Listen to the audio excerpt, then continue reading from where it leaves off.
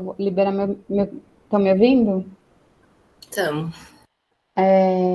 Bom, então boa noite a todos, sejam bem-vindos. Obrigada pelo convite, Bia, pelo convite, Sionaldo. Eu já posso compartilhar minha tela aqui? pode sim. Vou compartilhar. Geralmente põe o ecrã inteiro ou uma janela? O que é melhor? Você pode. Se você colocar só a janela, se eu não me engano, só vai Hum, aparecer. Não vai aparecer as outras abas da sua tela. hum. Mas se você quiser aparecer a tela inteira, compartilhar as abas e tudo, aí aparece tudo. O que vocês estão vendo aí? É porque aí é melhor. Peraí, deixa eu ver. Vocês estão vendo minha tela já? Agora parou. Um separador. Não. Eu sempre fico na dúvida desse negócio. Que eu gosto de me ver falando, sabe? Aham. Eu gosto também, sempre me coloco aqui nos quadrinhos. Nos quadrinhos. Deixa eu fechar aqui. Vocês estão vendo minha tela já? Agora sim. Não aparece, não. Mas enfim, vamos lá. Então, já falei boa noite a todos. Meu nome é Samantha. Opa, volta aqui. Samantha Lemes Paim, sou formada em Educação Física, aqui pela Universidade Federal de Uberlândia, né? Fui para São Paulo e lá estudei sono em trabalhadores em turnos. Por isso o motivo dessa foto aqui, tá? Aqui, para quem não conhece, são as usinas nucleares de Angra dos Reis. Essa aqui é a usina 1, essa maior aqui é a usina 2, e aqui é onde foi construída a usina 3. Eu morava nessa faixinha de areia aqui, que se vocês fizerem um esforço bem bacana, vocês vão entender que aqui é um hotel, acreditem em mim, aqui é um hotel. Então eu morava aqui, que é uma vila, Praia Brava, que é a Vila dos Trabalhadores, tá? Fiquei aqui por 2 anos para fazer a coleta de dados do meu mestrado, em que eu avaliei o sono dos trabalhadores de turnos das duas usinas nucleares, né? Na época, nem existia ainda essa parte aqui da construção da usina 3, que hoje já está bem mais avançada. Então, nós avaliamos através de questionários e através de polissonografia. Nesse hotel aqui que eu falei que eu morei, né? Nesse hotel aqui, nós montamos uma estrutura de um laboratório do sono. Então, durante o dia eu ia para a usina, acompanhava, aplicava os questionários, e à noite eu ajudava ou monitorava pelo menos o início do exame da polissonografia, que eram realizada por técnicos, né? No primeiro ano eu fiquei lá direto, e no segundo ano já tinha alguns estagiários que podiam me ajudar, entre eles o Amauri, que deve dar aula para vocês de actigrafia nos próximos dias. E aí, depois, mais para o final da coleta de dados, nós revezávamos, né? Eu ficava uma semana em São Paulo, uma semana em Angra, e assim foi mais um ano. Hoje eu estou aqui em Uberlândia, falando com vocês de Uberlândia. Eu estou como analista de polissonografia, né? Então, todos os exames de polissonografia da Clínica do Sono aqui de Uberlândia, eles passam por mim. Eu faço uma pré-análise, né? Um pré-laudo, e aí eu encaminho para a nossa central, para o nosso sistema, e o Dr. Vinícius, que é o médico responsável, que também fez o doutorado dele lá na Escola Paulista de Medicina, que analisa o laudo. Então, o desafio hoje é falar sobre polissonografia, né? O que eu organizei no cronograma. Eu vou falar rapidamente o que é, por que é considerado o padrão ouro para avaliar o sono, como ela é realizada, para que serve e algumas dicas finais, né? Quando indicar ou procurar o serviço de polissonografia, né? Aqui está abreviado PSG. Então, nos artigos vocês também podem ver aí PSG, polissonografia. Opa, o celular bipou aqui, vamos colocar todos no modo avião, desculpa aí. Modo avião, telefone, desculpa. Pronto.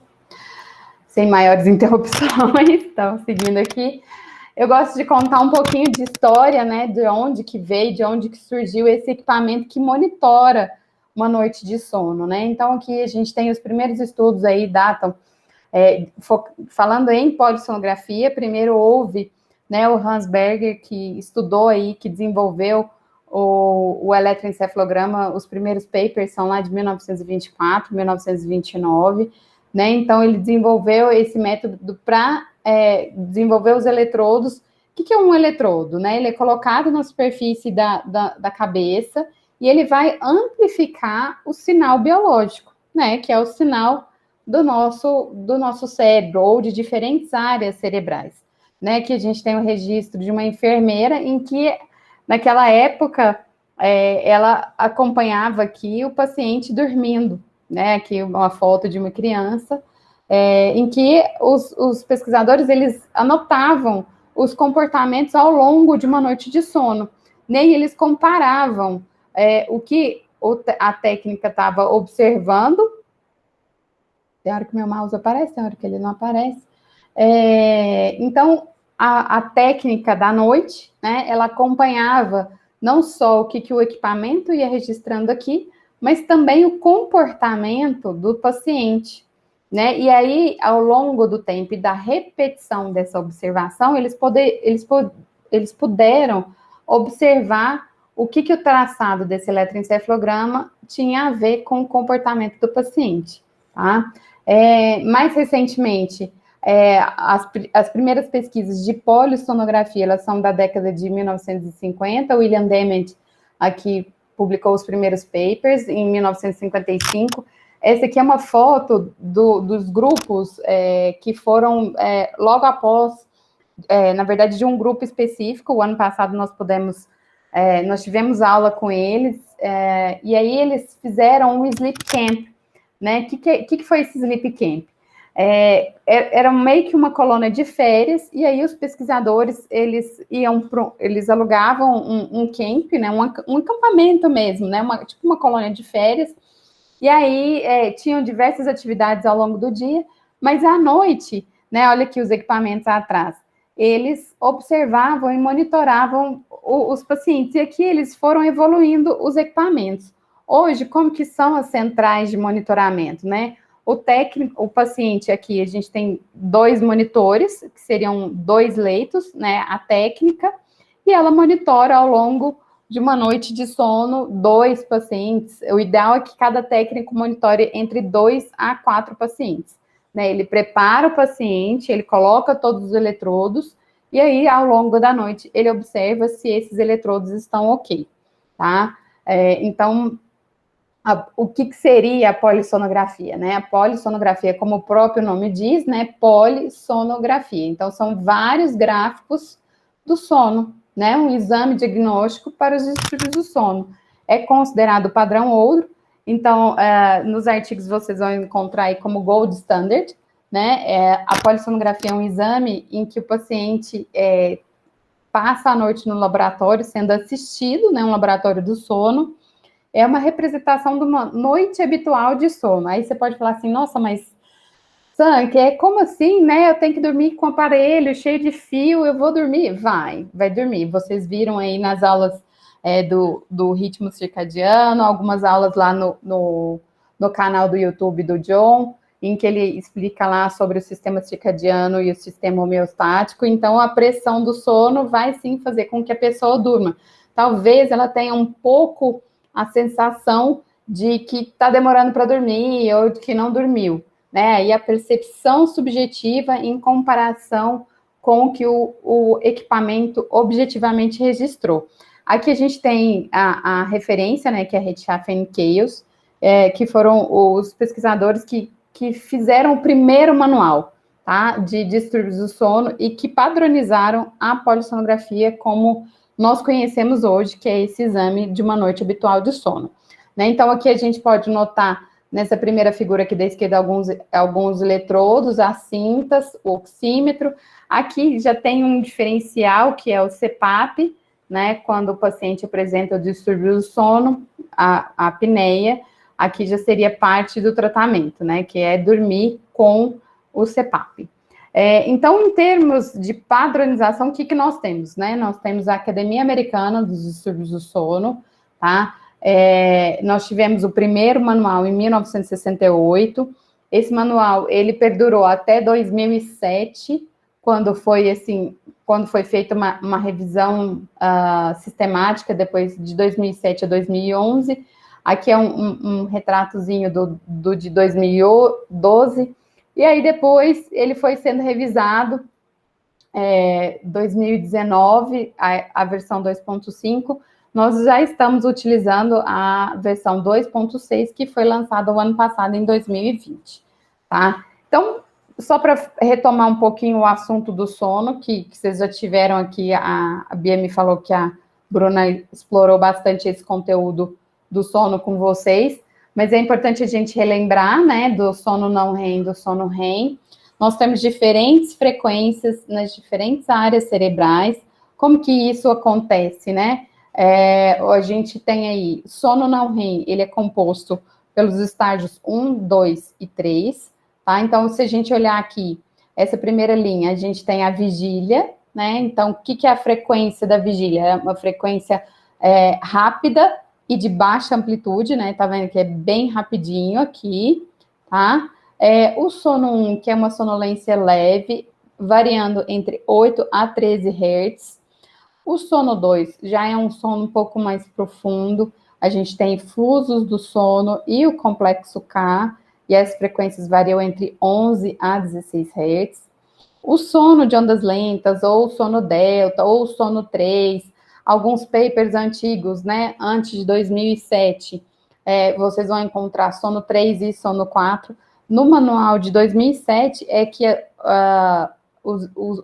as fases 3 e 4 foram unidas e aí ficou só sono 3, tá? É um sono importantíssimo nele, que quem gosta da parte de bioquímica, da parte de alimentação, é nesse sono que a gente tem a parte de liberação do GH, que nas crianças tem o papel de crescimento, mas nos adultos tem o papel de desenvolvimento mesmo e de recuperação celular. É nele também que acontece o balanço lá da leptina e grelina, que vão atuar na nossa saciedade, fome e saciedade, tá, ao longo do dia. E o sono REM, que vem do inglês Rapid Eye Movement, ou movimento rápido dos olhos, que, se você observar, ele é muito parecido com a vigília, tá? No sono REM, é nesse sono que acontecem os nossos sonhos. Aí algumas pessoas perguntam assim, mas eu não sonho toda noite. Você sonha toda noite, sim. Toda noite nós passamos várias vezes, de 4 a 6 vezes, tá? Para a gente falar que a gente fez um ciclo do sono, a gente passou por todas as fases. Não necessariamente a gente passa 1, 2, 3, REM, 1, 2, 3, REM. Não é assim que acontece. Muitas vezes, se a gente tem um dia cognitivamente, né, de muita informação, de aprendizagem, pode ser que você fique muito no sono REM, porque o seu sono é o sono que a gente está consolidando a memória, a aprendizagem, tá? Pode ser que você vá direto para o sono REM. Mas se foi um dia que você andou muito, fez atividade física, pode ser que você fique mais no sono de ondas lentas, tá? E esses sonos, essas fases do sono, elas acontecem nas diferentes áreas cerebrais. Aqui a gente tem um exemplo, né? Aqui o nasion seria o nosso nariz e o inion seria aqui a região entre os occipitais. Se a gente vê aqui de cima para baixo, a gente tem que F seria frontal, né? Seriam as partes frontais. C, aqui as partes centrais, mais em cima aqui do crânio, as partes parietais e as partes occipitais. E a gente observa cada uma dessas frequências cerebrais em diferentes áreas da polissonografia, que já eu vou mostrar para vocês. O sono 1 ou sono alfa, a gente observa mais aqui nos occipitais. O sono 2, a gente vê aqui nos centrais. O sono REM também aqui nos centrais. O sono 3, a gente vê mais aqui nos eletrodos frontais. Essa montagem aqui completa seria uma montagem quando a gente quer fazer uma avaliação do paciente. Por exemplo, o paciente tem uma queixa de narcolepsia ou de epilepsia, aí a gente coloca todos os eletrodos nessas posições aqui, tá? Mas na polissonografia, aqui é só um esquema para vocês saberem que as técnicas, elas medem essas distâncias para saber o local correto de colocar os eletrodos, tá?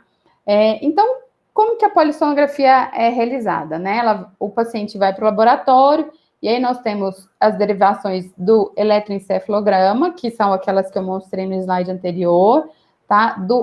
Derivações do oculograma, para a gente captar os movimentos dos olhos, né? A parte de miografia, de eletromiografia de queixo e membros, que aí a gente pode colocar tanto nas pernas quanto nos braços, se o paciente tiver uma queixa de movimento durante a noite. No caso, por exemplo, se o paciente tem uma queixa de bruxismo, ela vai colocar o eletrodo no masseter, que é o músculo aqui que faz essa movimentação aqui da nossa mandíbula.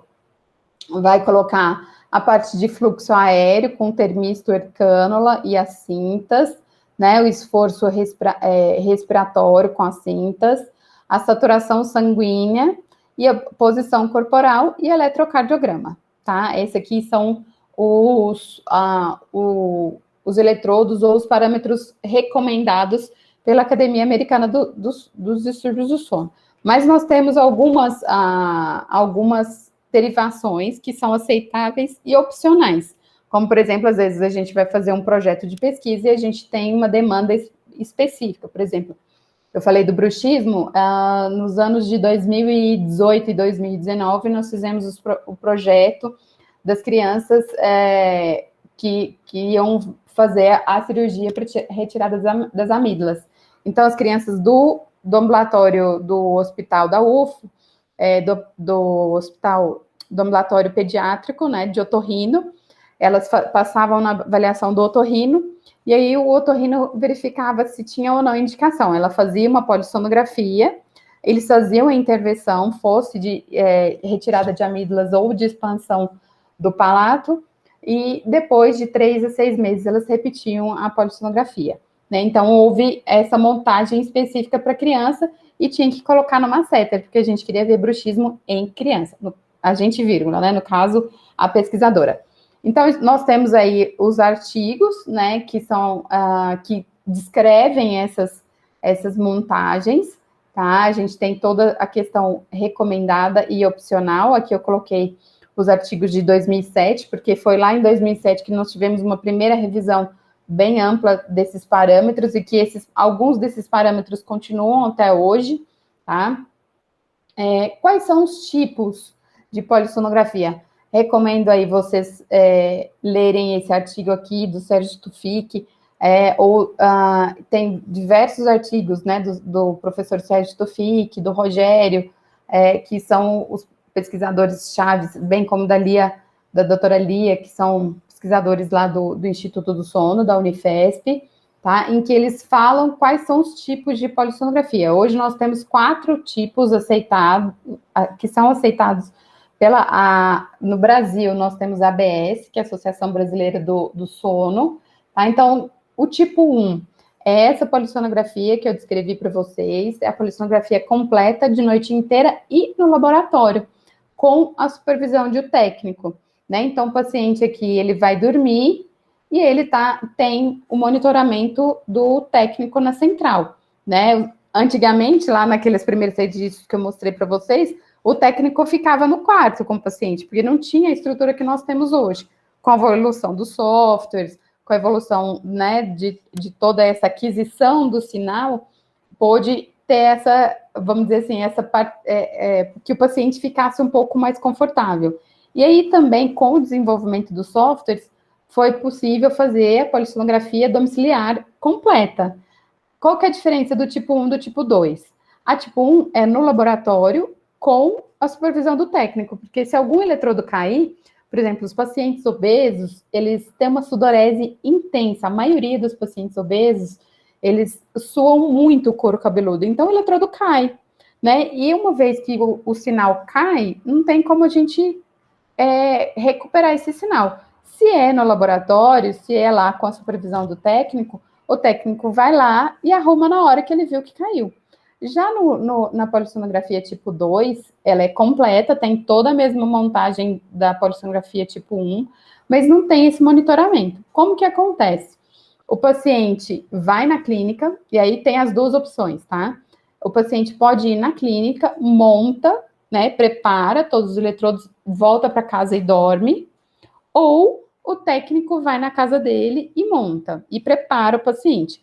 Aqui em Uberlândia, a gente tem a opção na nossa clínica, tem outras clínicas aqui em Uberlândia, tá? A técnica vai na casa do paciente, prepara o paciente, né? E o paciente dorme na casa dele. No outro dia de manhã, a técnica vai lá e retira o equipamento. O bom é que o risco do paciente mexer no equipamento é menor, né? De quando o paciente vai lá, prepara no laboratório e vai para casa dormir. Tem o tipo 3, que é um teste domiciliar de apneia do sono modificado, né? E aí aqui a gente tem o app do Biologix, que foi lançado em 2015, que foi um software desenvolvido aqui no Brasil, com pesquisadores da USP, o professor Geraldo Lorenzi Filho, também é um grande pesquisador na área de sono, ele é pneumologista, tá? Validado para pesquisa e também para monitoramento. E o tipo 4, né, que é um registro domiciliar contínuo de apenas 1 ou 2 parâmetros biológicos, né, geralmente ou a frequência cardíaca ou a saturação sanguínea. Aqui no teste 3, a gente tem, no tipo 3, a gente tem geralmente um eletrodo de eletroencefalograma, as cintas e a saturação. Já no tipo 4, seria ou a saturação ou a frequência cardíaca, e aí aqui que está sinalizado, né, os relógios e os algoritmos, né. A polissonografia, ela tudo depende, por exemplo, vocês estão num grupo de pesquisa, qual a pergunta que vocês querem responder? Uma noite de sono dá a resposta que eu preciso para minha pesquisa? Né? Aí falando um pouquinho de metodologia. Qual questionário que eu vou trabalhar com esse paciente, ou com esse cliente, ou com esse voluntário de pesquisa? Né? No caso, os reloginhos que estão aí na moda, né? Ou os aplicativos de celular.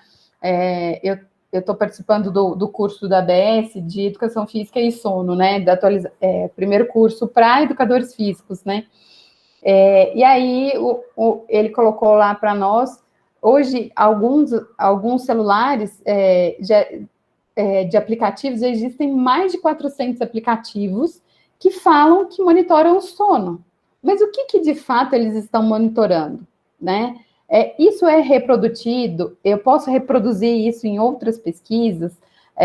O que eu estou analisando ali? Qual é o algoritmo que eu estou analisando? Agora, se eu pego um método como a polissonografia ou a actigrafia, que eu vou falar rapidamente lá na frente, lá no final, eu sei o que ela está calculando, né? Eu sei qual é o sinal que ela está fazendo essa aquisição, né? Em termos lá do eletroencefalo, do eletrocárdio, tudo isso já está muito bem consolidado na literatura. Tá? Então, por exemplo, nas pesquisas, hoje alguns grupos falam, então a gente vai colocar o Mi Band 3 ou o Mi Band 4. Tem um pesquisador no Brasil que está fazendo justamente tentando entender qual que é esse algoritmo para que ele seja replicável, né? Para que ele realmente possa tornar as pesquisas um pouco mais acessíveis, né? Vamos dizer assim. Então, aqui eu já falei da Academia Americana dos Distúrbios do Sono. No Brasil, nós temos a Associação Brasileira do Sono, tá? E aí, qual que é a classificação dos distúrbios do sono? Nós temos aí 8 categorias, que combinadas entre si geram 103 distúrbios. Quais são os distúrbios mais comuns? Nós temos a insônia, os distúrbios respiratórios relacionados ao sono e os distúrbios do movimento relacionado ao sono. Eu vou falar rapidamente sobre esses 3. E como que a gente enxerga isso na polissonografia? A insônia, de maneira geral, ela está cometendo mais a nós, mulheres, cerca de 32%. tá? Nesse primeiro, esse gráfico aqui chama hipnograma. Então, a gente vê aqui que a pessoa dormiu, o indivíduo dormiu, depois ela ficou quase que 2 horas consecutivas acordadas e depois dormiu novamente.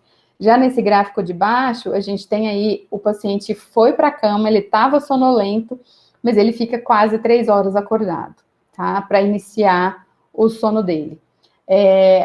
Nós temos a apneia obstrutiva do sono. O que é a apneia? É a parada respiratória, né? Ou interrupção. Por que ela acontece? Ela acontece nesse primeiro quadro aqui. Se a gente olhar, o ar está passando aqui pelas vias aéreas respiratórias. Já nesse segundo desenho aqui, da direita, o ar não está passando aqui, né? Então, o paciente, por que ele ronca ou ele faz apneia? Pode ser que tenha alguma obstrução nas vias aéreas superiores aqui, um desvio de septo grande, ou uma adenoide, ou uma amígdala muito grande aqui, né? Então, esse ar, ele vai, nessa primeira figura, ele passa, já na segunda figura, ele está bloqueado aqui e o paciente faz a chamada apneia. Eu sugiro a vocês depois assistirem ao TED Talk do professor Geraldo Lorenzi Filho, tá aqui GG, né? Ele faz um exercício bem bacana, se vocês quiserem aí. Eu não estou vendo ninguém, mas vocês podem fazer. Né? O que seria uma apneia? É uma parada respiratória de no mínimo 10 segundos. Sabe quando a gente está soluçando? Quando criança, a gente está soluçando, a gente fala assim para a criança, para de respirar, conta até 10. Né? E faz aquela força, assim, segura a respiração. Gente, conta até 10. Isso é uma apneia, só que você está em vigília. Né? Imagina isso repetidas vezes dormindo, tá? Essa seria uma apneia. Todo apneico ronca, mas nem todo roncador faz apneia.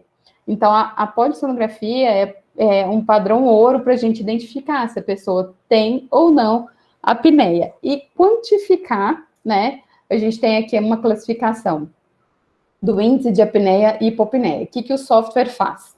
O software conta todos os eventos de uma noite de sono. Então, se o paciente dormiu das 10 da noite até as 6 da manhã na clínica, o software vai contar todos os eventos e dividir pelo número de horas, ok?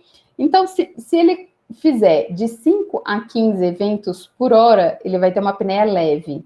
De 16 a 30 eventos, moderada. E acima de 30, severa ou grave. Tá? Quisera eu, os pacientes agora, durante pandemia, né, não só pós, mas na observação do ano passado para esse ano, nós paramos a clínica há um tempo, o ano passado, no começo da pandemia, porque a gente não sabia, ainda estavam, né, a prefeito, o Estado, estavam ainda definindo quais eram os serviços que poderiam funcionar. Então, nós ficamos aí um tempo fechado, e aí, quando nós voltamos, a gravidade dos pacientes, e ao longo do tempo, os estudos aí já estão mostrando, né, a gente passou da fase aguda de estresse para a fase crônica. Então, a gente tem aí as pessoas mais tempo em casa, as pessoas mais tempo expostas à tela, as pessoas mais tempo imóveis, né, ansiosas, e muitas vezes as pessoas descontam essa ansiedade na comida, né? E aí o ganho de peso, e aí isso também leva à apneia, que seria mais ou menos isso daqui, né? Que acontece. Deixa eu dar um play aqui.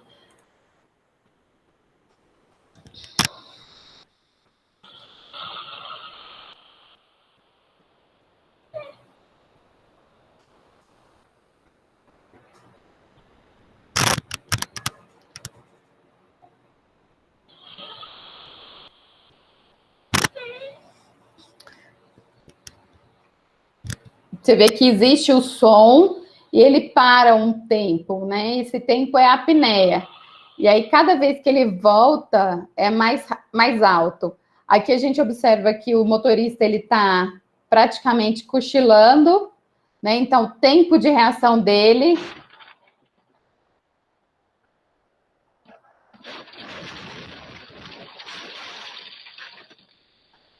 Uma piscada, uma leve piscada, e acontece um acidente.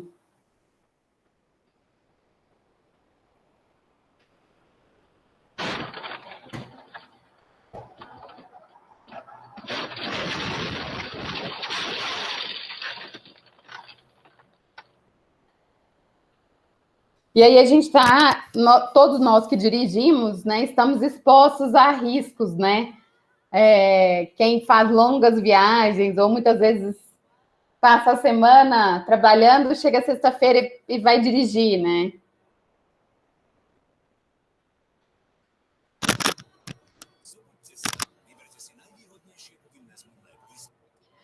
E a gente está exposto a todo tipo de risco quando a gente. E aí, quando a gente entende, né, a gente fica mais preocupado um pouquinho, né? Tem também os distúrbios do movimento, ou síndrome das pernas inquietas. Durante o dia, não confunda com aquela pessoa que fica se movimentando, né? Aquilo ali está muito mais associado à ansiedade do que ao distúrbio em si, né? Durante o dia seria pernas inquietas e à noite movimento periódico de membros, né? A pessoa tem uma vontade irresistível de movimentar as pernas e durante a noite piora, né? A pessoa vai ficar em repouso. Então, o que acontece aqui no distúrbio de movimento? A hora que o paciente começa, o indivíduo começa a relaxar, ele mexe a perna. A hora que ele começa a relaxar, mexe a perna. E aquilo causa despertares ao longo da noite. Então, no final da noite, ele também está cansado. Assim como o paciente que tem apneia ou o paciente que tem insônia, né? No dia seguinte, a pessoa está irritada, a pessoa não consegue concentrar, né? Problemas de memória, né? Disposição, a pessoa não tem disposição para realizar suas atividades, né? Aqui a gente também tem uma classificação, né? Movimentos periódicos de 5 a 24 movimentos por hora é leve, 25 a 49 moderado e grave acima de 50. Assim como na apneia, quando chegam os pacientes com queixa, né, a gente queria que fosse sempre leve ou moderado, ou que a queixa não se confirmasse, né? Mas quando o paciente é grave, a maioria deles não fica aqui limite, sabe? No caso da apneia, que o limite é 30, eu já cheguei a pegar pacientes de 100, 120 de índice de apneia e hipopneia, né? E você fala assim, nossa, mas o paciente não dormiu, o paciente está vivo? Tá vivo. Né? Mas, assim, com muitas consequências cardiometabólicas, gastrointestinais, memória, tá? E aí, o que a gente tem de resultados, né, de valores de normalidade, né, nos casos normais, no caso de estagiamento do sono, né, tempo total de sono. A vigília tem que representar menos de 5% de uma noite de sono. O sono não REM, ele vai representar de 70% a 80%. O sono REM vai representar de 20% a 25% de uma noite total de sono, tá? Lembrando aqui que o sono não REM, esse 70% a 80% vai estar dividido entre os 3 estágios, tá? 2 a 5% do sono 1, 45 a 55% sono 2 e o sono 3 de 13 a 23%. Aqui vocês vão encontrar alguns valores um pouco diferentes na literatura, mas isso aqui é o que preconiza o Retschaff e Kales, a gente sempre cita eles, mas de maneira geral tá aqui. Em termos de latência, o que é normal? Né? A pessoa ir para a cama, geralmente é normal uma latência menor do que 30 minutos. Então, se a pessoa relatar que ela está demorando mais de meia hora, 40 minutos para dormir, a gente já pode investigar, tá? Se ela está passando por algum problema, se tem algum relatório para fechar, se está em semana de prova, né? A latência para o sono REM, entre 70 e 120 minutos, e a eficiência do sono tem que ser maior do que 85%. Aqui seria eu gosto de brincar, né, dessa questão do que é uma expectativa para uma arquitetura do sono. O que é a arquitetura do sono? É justamente essa distribuição da noite de sono entre os diferentes estágios. Então, aqui na horizontal nós temos as horas de sono, na vertical nós temos as fases do sono. Se a gente dividir aqui por volta de 4 horas da manhã, a gente vai observar que na primeira metade da noite a gente faz mais sono de ondas lentas, tá? E olha só, o sono REM pequenininho aqui, né? E aí na segunda metade da noite a gente tá mais no sono REM. Então, de maneira geral, o que a gente pode falar? Que na primeira metade da noite, teoricamente, a gente está recuperando a nossa parte física, que é grande papel do sono de ondas lentas. E na segunda metade da noite, a gente está recuperando a nossa memória, consolidando memória, aprendizagem, tá? os processos cognitivos, eles são recuperados e armazenados aqui na segunda metade da noite. Isso aqui é o que a literatura traz para nós, é o que a gente espera ver do paciente, né? E se essa foto está assim, é porque muitos artigos de polissonografia foram realizados, né? Mas quais são os fatores? Rapidamente, a Bruna deve ter falado para vocês sobre isso. Quais são os fatores que interferem nessa arquitetura do sono, né? A gente tem idade, cronotipo, privação de sono e distúrbios do sono. Eu vou falar bem por cima, essa figurinha aqui vocês também já devem conhecer, que é da National Sleep Foundation. O que a gente tem aqui? Na horizontal nós temos as diferentes faixas etárias, e aqui na vertical nós temos as horas de sono. Então, se a gente pegar aqui um recém-nascido, esse primeiro retângulo aqui, ele pode dormir entre 11 e 13 horas, sendo a média, tá? Esse azul escuro aqui representa a média populacional, né?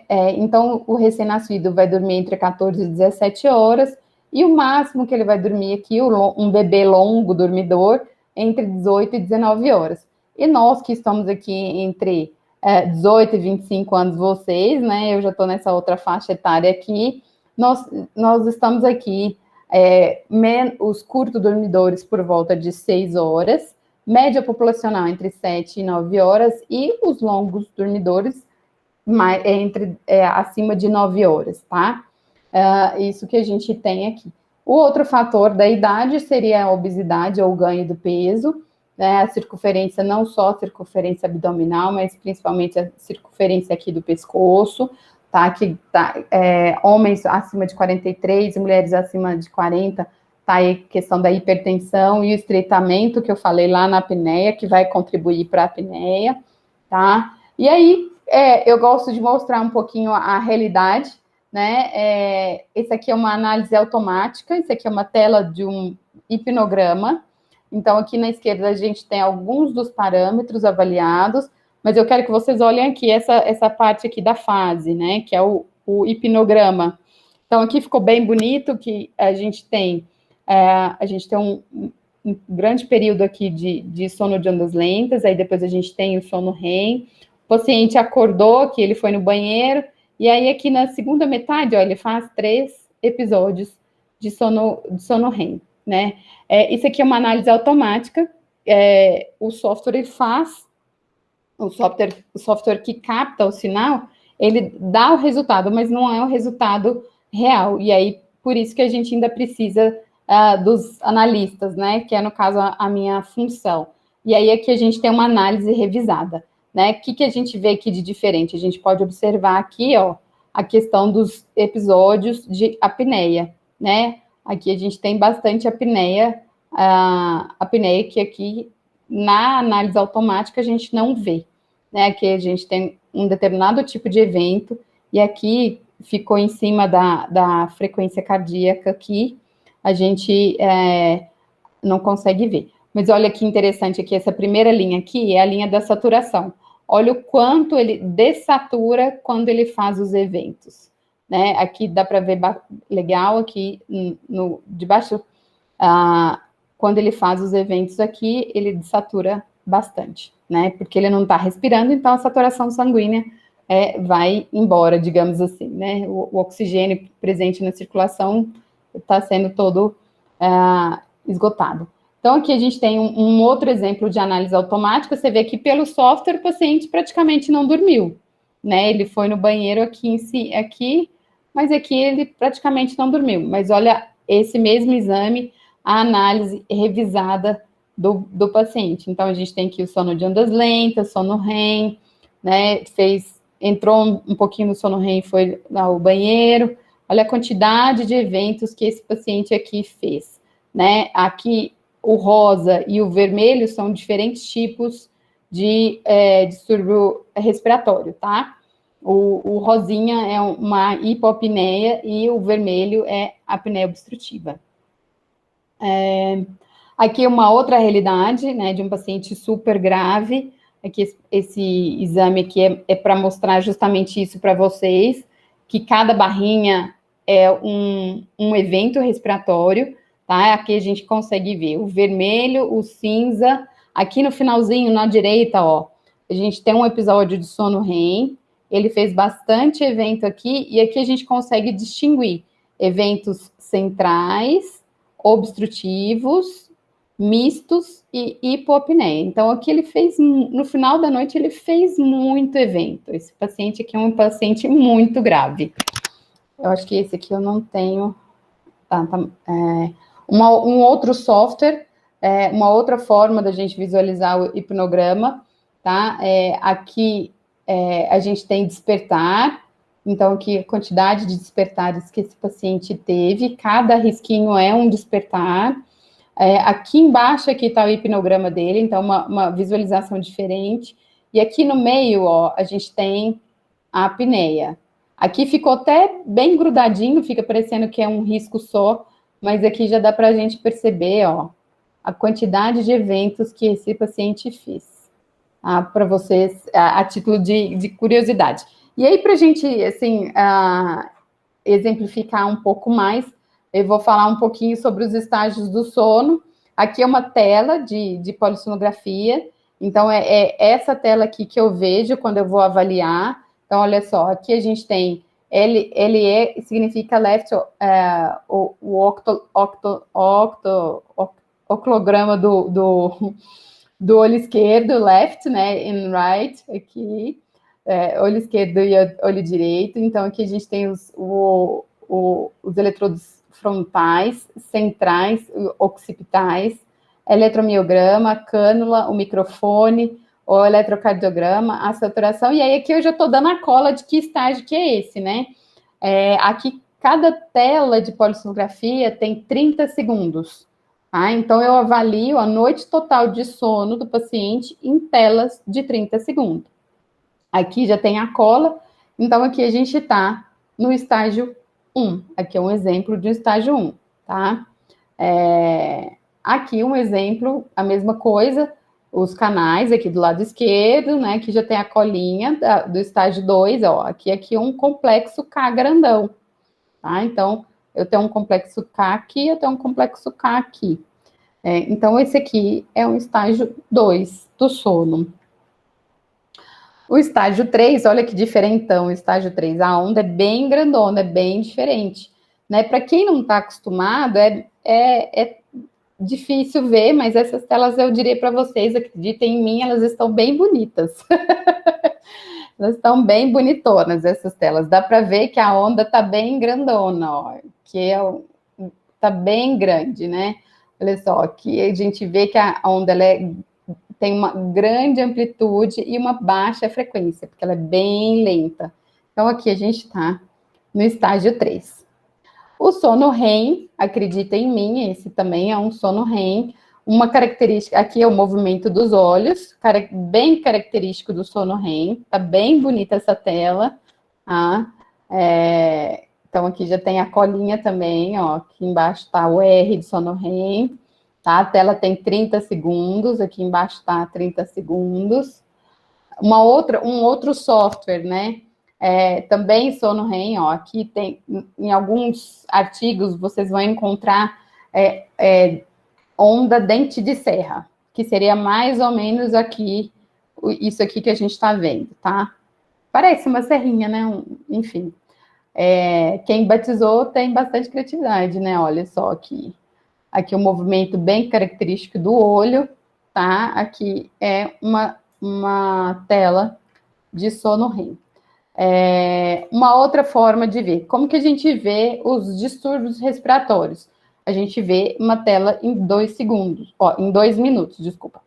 Então, olha só, aqui nós temos 2 minutos, nós temos os parâmetros aqui, e aí dá para perceber direitinho o quanto ele parou em 2 minutos, tá? Aqui, ó, ele faz dessaturações e ele acorda.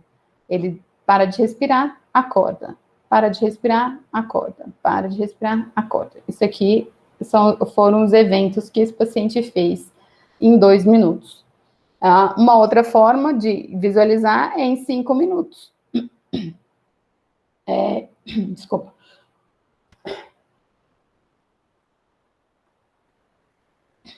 Peraí que a voz falhou. Voltou. Aqui é uma uma outra visualização, uma tela de 5 minutos. Aqui o paciente é mais grave ainda, né? Ele está fazendo eventos centrais. O que são eventos centrais? Ele para toda a parte de torácica, abdominal, não tem sinal nenhum. Né? Você vê aqui no meio, ó, ele parou todos, e ainda tem esse padrão crescente, decrescente de respiração. Aqui esse paciente é muito grave. Vamos ver aqui. Aqui uma outra forma de visualizar, né? Então, esse paciente aqui, ele tem 39 anos, o paciente com obesidade mórbida, 140, 1,75 m, 47 de MC. Olha só o quanto que esse paciente fez de apneia central, então o azulzinho é central, o vermelhinho é obstrutivo e aqui o rosa é hipopneia, um paciente extremamente grave.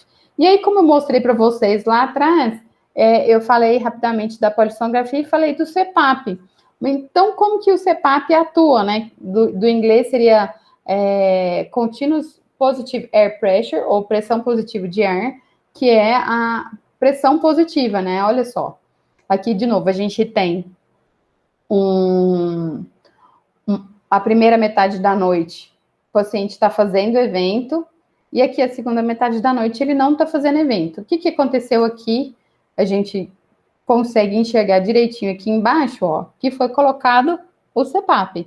Então, esse tipo de exame chama split night, né? Split é de metade. Então, metade da noite ele faz, a primeira metade da noite ele faz sem o CPAP, e a segunda metade da noite ele faz com o CPAP. O que o resultado de uma polissonografia traz para nós? Traz muitos dados. E aí a gente pode fazer várias perguntas. A idade do paciente, o tempo total de registro, o tempo total de sono, quantas vezes ele mudou de estágio. Ó, esse paciente aqui, ele apresentou uma eficiência de sono de 77,9%, né, quase 78%.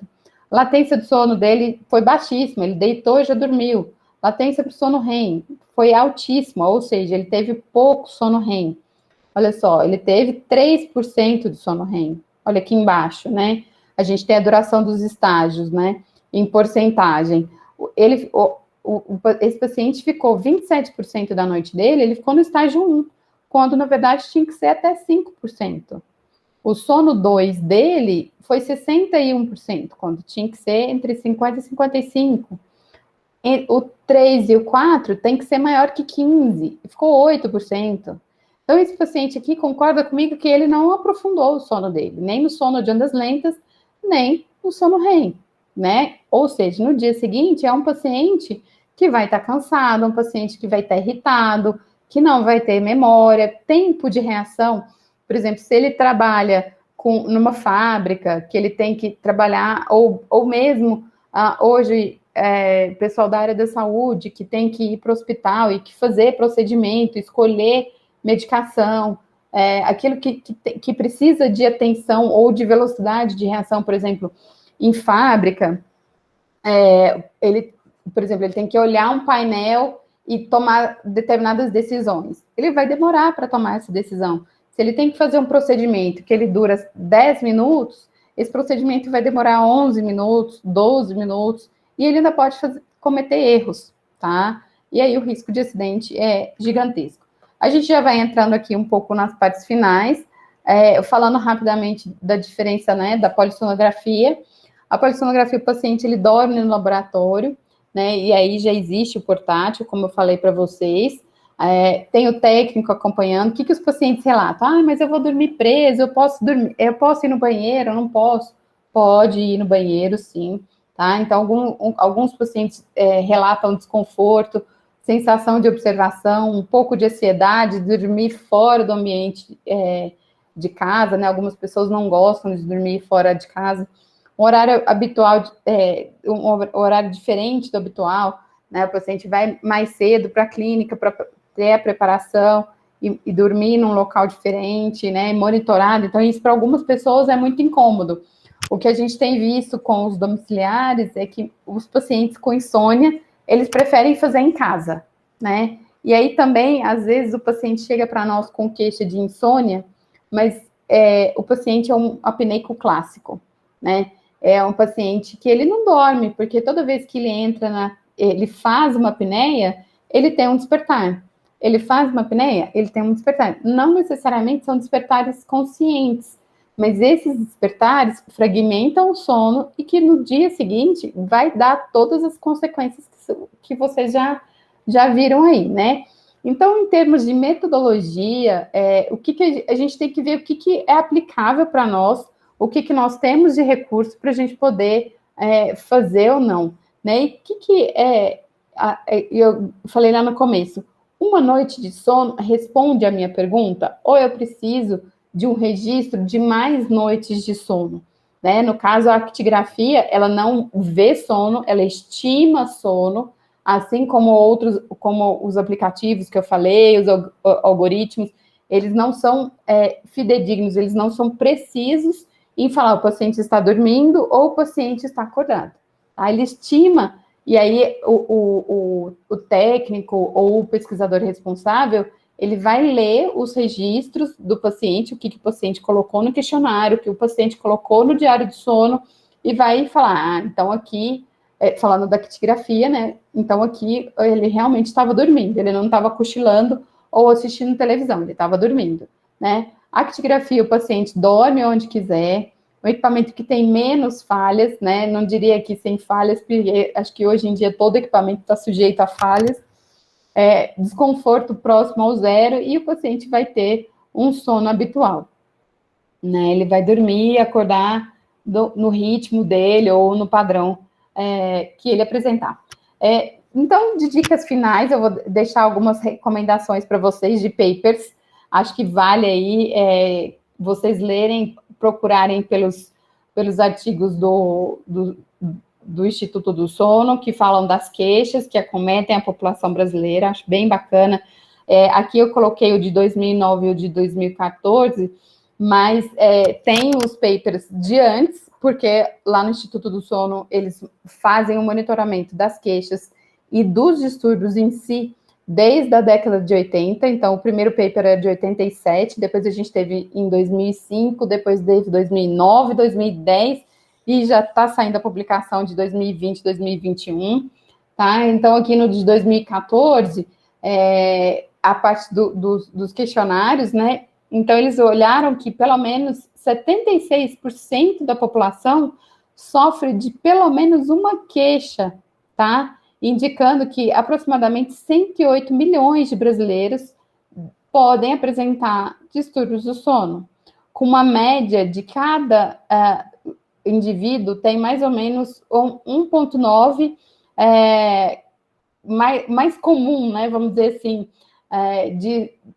de sono insuficiente, ronco, se movimentar muito durante o sono, insônia, e pelo menos 3 vezes por semana, né? O que a gente considera de queixa? Para falar que o paciente tem uma queixa de sono, seja de movimento, de insônia ou de ronco, pelo menos 3 vezes por semana.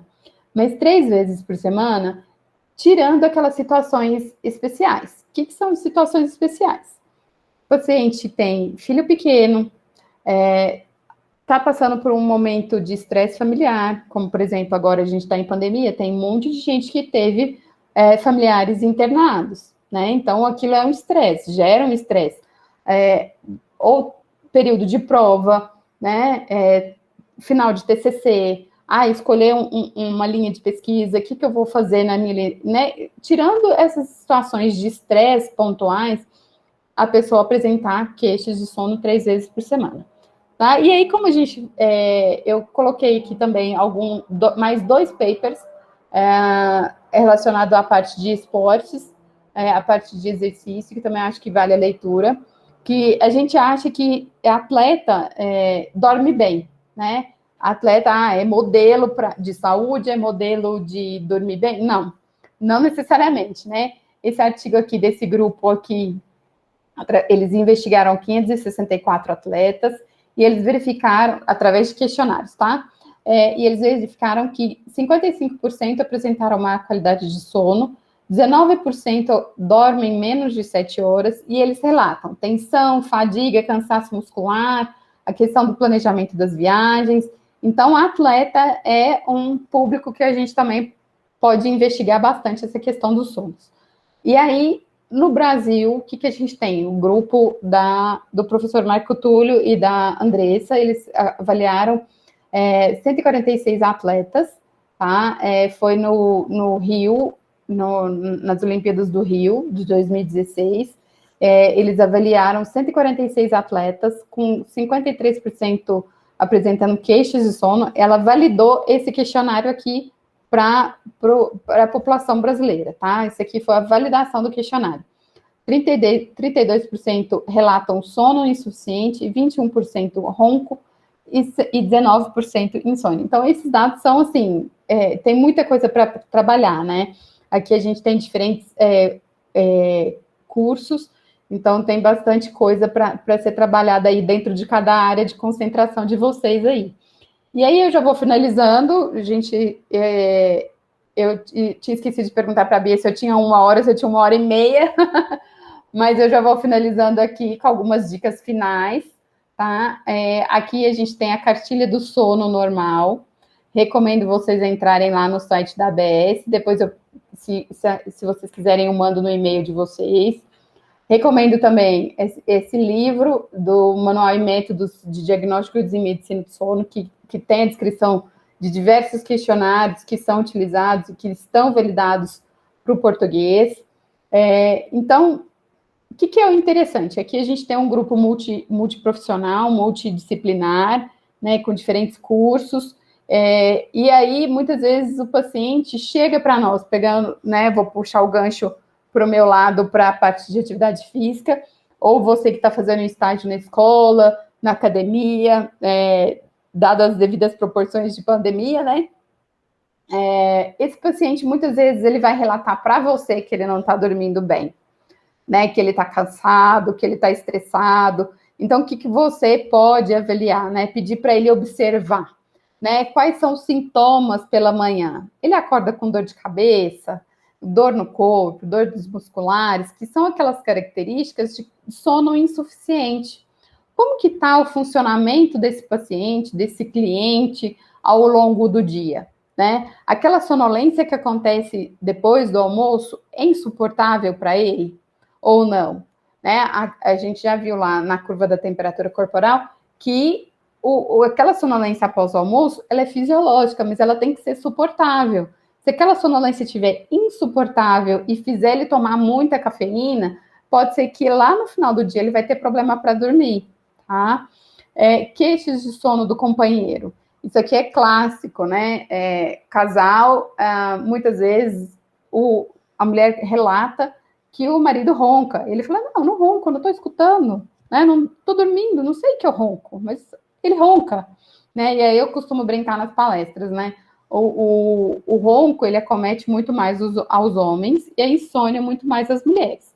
E aí, pelas estatísticas do Brasil, a chance, né, de casar um homem que ronca com uma mulher que tem insônia é muito grande.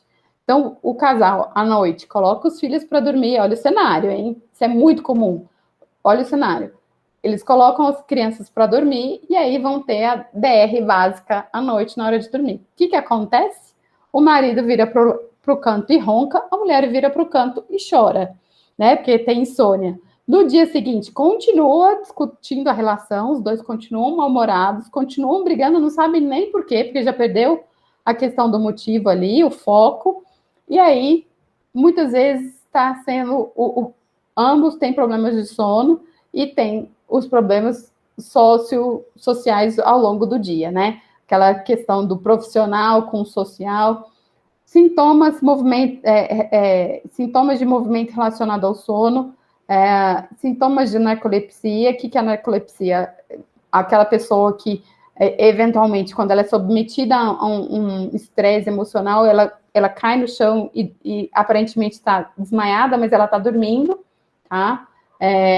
Existe um exame específico para isso, que é uma continuação da polissonografia, que é o teste múltiplo de latências, ou o teste de manutenção de vigília. São 2 exames complementares à polissonografia, que eles podem acontecer o paciente faz a polissonografia na clínica, e aí no dia seguinte ele continua o registro. São feitos registros em alguns intervalos, tá? E aí no final, por exemplo, no caso do teste de latências múltiplas do sono, são feitos 5 registros de 20 minutos e com intervalos de 1 hora entre eles.